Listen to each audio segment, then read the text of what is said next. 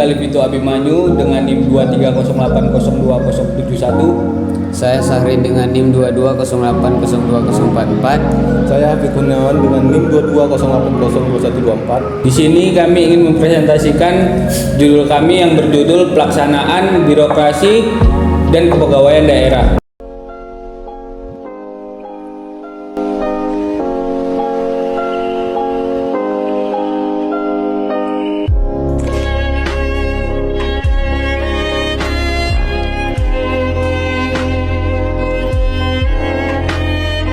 Kebijakan birokrasi dan kepegawaian daerah merupakan hal yang penting untuk menunjang kinerja pemerintah daerah. Kebijakan ini mengatur tentang struktur organisasi, tata kerja, dan manajemen sumber daya manusia di lingkungan pemerintah daerah.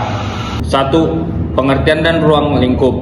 Birokrasi, sistem organisasi dan tata kerja yang mengatur pelaksanaan tugas dan fungsi pemerintahan. Yang kedua, kepegawaian, manajemen sumber daya manusia di lingkungan pemerintahan, meliputi rekrutmen, pengembangan, penilaian kerja, dan kesejahteraan pegawai. Yang ketiga, ruang lingkup. Kebijakan ini mencakup semua aspek yang berkaitan dengan organisasi, tata kerja, dan manajemen sumber daya manusia di lingkungan pemerintahan daerah. Yang kedua, prinsip pelaksanaan. Yang pertama, efisiensi dan efektivitas. Kebijakan harus dirancang dan dilaksanakan secara efisien dan efektif untuk mencapai tujuan pemerintahan daerah. Yang kedua, transparansi dan akuntabilitas. Proses pengambilan keputusan dan pelaksanaan kebijakan harus transparan dan akuntabel. Yang ketiga, keadilan dan kesetaraan. Pegawai harus memiliki kompetensi dan profesionalitas yang tinggi. Yang keempat, partisipasi publik. Masyarakat harus dilibatkan dalam proses perencanaan dan evaluasi kebijakan. Ketiga, aspek-aspek pelaksanaan. Yang pertama, perencanaan dan pengorganisasian. Yang pertama, menentukan struktur organisasi yang efektif dan efisien. Yang kedua, menetapkan tugas dan tanggung jawab setiap unit kerja. Yang ketiga, menyusun rencana kebutuhan pegawai dan pengembangan karir. Yang ketiga, rekrutmen dan seleksi. Melakukan proses rekrutmen yang transparan dan adil. Memilih calon pegawai yang kompeten dan sesuai dengan kebutuhan. Yang ketiga, pelatihan dan pengembangan. Memberikan pelatihan dan pengembangan untuk meningkatkan kompetensi pegawai. Yang kedua, memfasilitasi akses terhadap pendidikan dan pelatihan yang relevan. Yang keempat, penilaian kerja. Menetapkan sistem penilaian kinerja yang objektif dan terukur. Memberikan penghargaan dan sanksi berdasarkan hasil penilaian kerja. Yang kelima, disiplin dan etika. Menegakkan disiplin dan etika kerja yang tinggi. Memberikan sanksi yang tegas terhadap pelanggaran disiplin dan etika. Keempat, tantangan dan solusi. Tantangan: kurangnya sumber daya dan anggaran, kurangnya komitmen dan motivasi pegawai, kurangnya transparansi dan akuntabilitas dalam proses pengambilan keputusan, kurangnya koordinasi dan sinergi antar unit kerja. Solusi: peningkatan kapasitas dan kompetensi aparatur, peningkatan transparansi dan akuntabilitas dalam proses pengambilan keputusan, peningkatan koordinasi dan sinergi antar unit kerja, peningkatan motivasi dan kesejahteraan pegawai. Yang kelima, dampak positif, peningkatan efisiensi dan efektivitas pelayanan publik. Yang kedua, peningkatan akuntabilitas dan transparansi pemerintahan. Yang ketiga, peningkatan kualitas sumber daya manusia di lingkungan pemerintahan daerah. Yang keempat, peningkatan kinerja dan produktivitas pemerintahan daerah. Yang keenam, peran pemerintah daerah. Peran utama. Pemerintah daerah memiliki peran utama dalam merumuskan, melaksanakan, dan mengevaluasi kebijakan birokrasi dan kepegawaian daerah. Yang kedua, kerjasama. Pemerintah daerah perlu bekerjasama dengan berbagai pihak seperti lembaga pendidikan, organisasi profesi, dan masyarakat untuk mendukung pelaksanaan kebijakan. Elemen kunci dalam pelaksanaan kebijakan birokrasi dan kepegawaian daerah, regulasi, dan kebijakan dasar. Kebijakan birokrasi di daerah biasanya diatur oleh peraturan pusat seperti Undang-Undang Nomor 5 Tahun 2014 tentang ASN yang menjadi dasar manajemen kepegawaian di tingkat daerah. Selain itu, kebijakan lokal seperti peraturan daerah atau peraturan bupati atau wali kota menjadi panduan teknis dalam pelaksanaan di daerah masing-masing. Kebijakan informasi birokrasi juga penting untuk memastikan adanya penyederhanaan prosedur, pemangkasan jalur birokrasi yang terbelit-belit, dan meningkatkan kinerja pelayanan publik. Manajemen pegawai daerah. Kebijakan pegawai meliputi proses rekrutmen, promosi, mutasi, hingga penilaian kinerja pegawai daerah.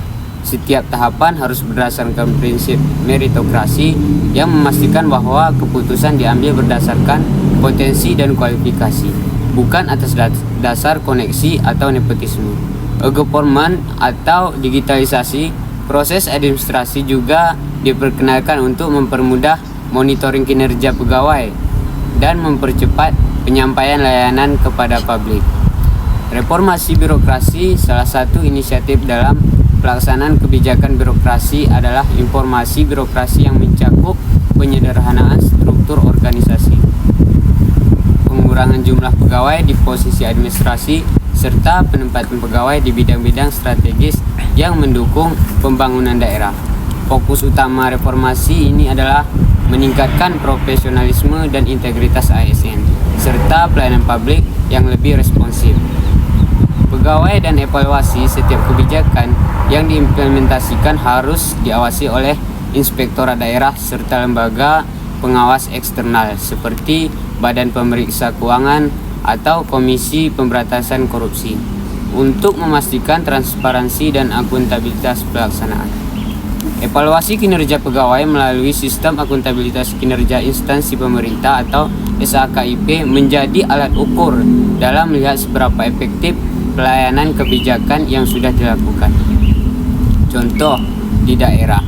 Yang pertama, program reformasi birokrasi daerah. Banyak daerah di Indonesia seperti Jawa Tengah dan DKI Jakarta yang telah menetapkan sistem e-government untuk memudahkan administrasi pegawai dan mempercepat pelayanan publik. Pemerintah daerah juga mengoptimalkan manajemen kinerja ASN melalui penerapan sistem berbasis teknologi. Yang kedua, pelaksanaan program dana desa. Pegawai birokrasi daerah, khususnya di tingkat desa, berperan penting dalam pelaksanaan kebijakan ini untuk membangun infrastruktur desa, peningkatan ekonomi masyarakat desa. Di sini, kinerja dan kapasitas pegawai birokrasi sangat berpengaruh pada suksesnya program. Yang pada intinya, pelaksanaan kebijakan birokrasi dan kepegawaian daerah adalah suatu krusial dalam membangun tata kelola pemerintahan yang efektif dan efisien. Dengan adanya reformasi birokrasi dan sistem merit, diharapkan tercipta aparatur pemerintahan yang profesional, transparan, dan akuntabel dalam melayani masyarakat serta mendorong pembangunan daerah. Namun, pelaksanaan ini menghadapi tantangan besar seperti resistensi dari dalam birokrasi sendiri dan keterbatasan sumber daya di beberapa daerah. Pelaksanaan kebijakan birokrasi dan kebijakan kepegawaian daerah melibatkan sejumlah proses yang bertujuan untuk meningkatkan efektivitas, efisiensi, dan profesionalisme dalam pengelolaan aparatur sipil negara atau ASN di tingkat daerah. Berikut adalah beberapa aspek utama terkait kebijakan birokrasi dan kepegawaian daerah. Yang pertama, penerapan sistem merit.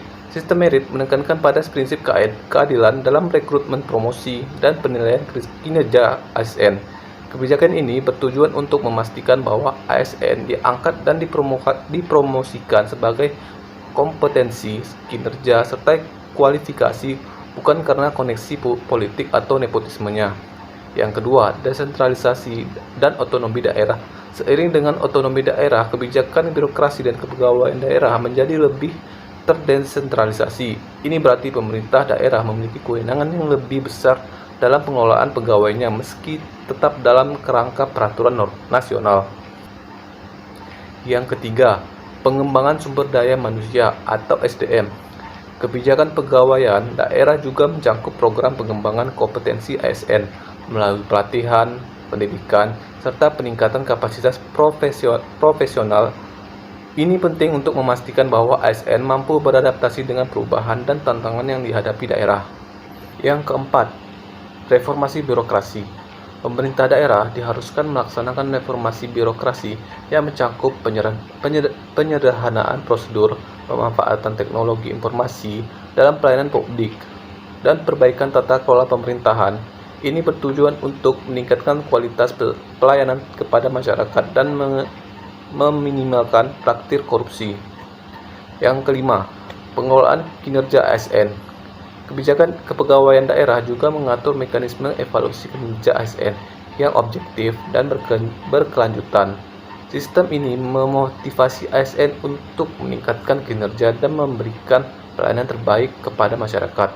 Yang keenam, disiplin dan kode etik ASN. Pelaksanaan kebijakan birokrasi dan kepegawaian di daerah juga melibatkan penerapan aturan disiplin dan kode etik bagi ASN. Hal ini bertujuan untuk menjaga integritas dan profesionalisme ASN dalam menjalankan tugasnya. Yang ketujuh, penyederhanaan struktur organisasi.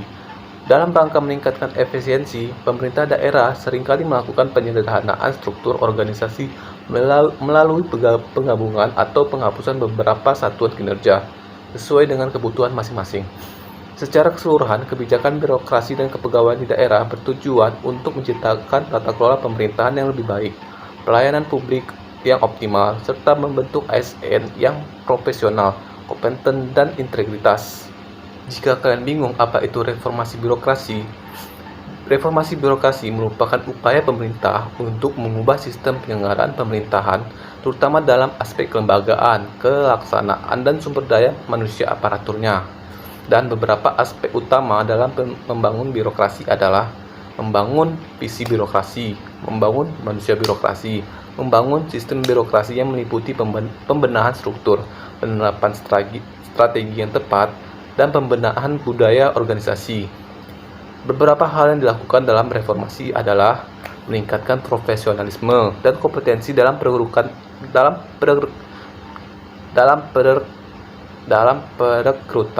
dan seleksi pejabat publik, menggunakan prosedur yang objektif dan transparan dalam proses perekrutan dan seleksi, menghapus pekerjaan yang tidak berguna atau usang, meningkatkan mekanisme pengawasan dan pengaturan.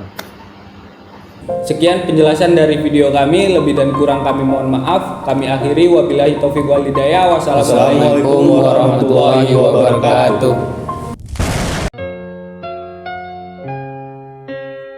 Sadarkah aku yang terjadi?